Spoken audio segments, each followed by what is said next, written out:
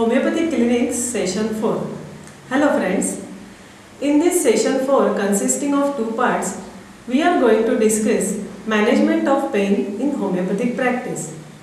Although having pain is a painful situation, it is a protective mechanism to maintain the homeostasis. Now let us see what happens. When there is any tissue damaging process is activated, the pain sensory system activates to detect it and localize it. Sensation of pain described by patient has two components. One relate to the process of pain mechanism described by patient as a shooting, stabbing, burning type, and another is related to emotional aspect describing by patient as a nauseating, funny type.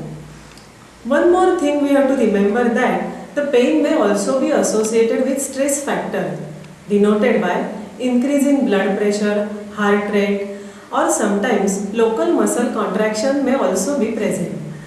Now let us review natural pathway for pain and its clinical application. Look at this figure. Skin and other organs in our body have sensory afferent neurons.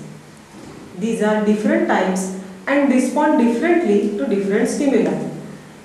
For example, afferent fibers in the skin respond maximally to light touch, while those in cornea respond only to intense stimuli.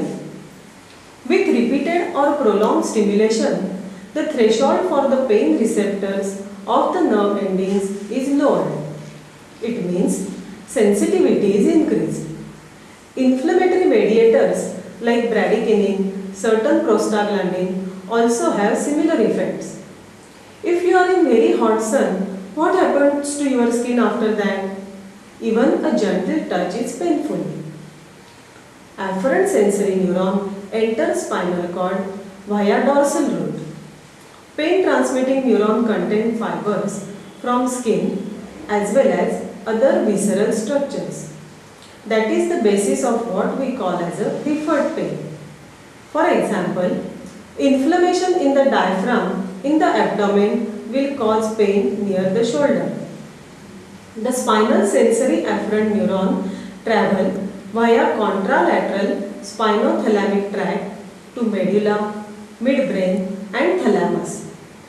From thalamus, they enter into different areas of cortex. That is why the interpretation of pain in clinical practice is difficult. For example, injury to a soldier on a war front and the one working in the office will be presented in a different fashion. Now we will briefly discuss acute painful syndrome which will come in our day-to-day practice and management with homeopathic drugs. Remember, we are discussing acute pain where quick assessment is essential so as to probable underlying cause and the drugs coming up for the consideration. Now let us discuss the most troublesome condition which we come across in our day-to-day practice, that is headache. There are three types of headache: bilious, neuralgic and vascular. What do you mean by bilious headache? It means headache associated with nausea, sour taste in mouth and sour vomiting. This may occur in some individuals with exposure to sun, irregular food and stress. Commonly indicated drugs are bryonia, Nux vomica, sepia, pulsatilla, iris versicolor, cocculus indicus and Sanguinaria canadensis. The selection for an indicated drug will be done by considering modalities and concomitant. For example, in cocculus, along with headache, nausea and vertigo is common, whereas in iris versicolor, intensity of acidity and burning of whole alimentary tract is important.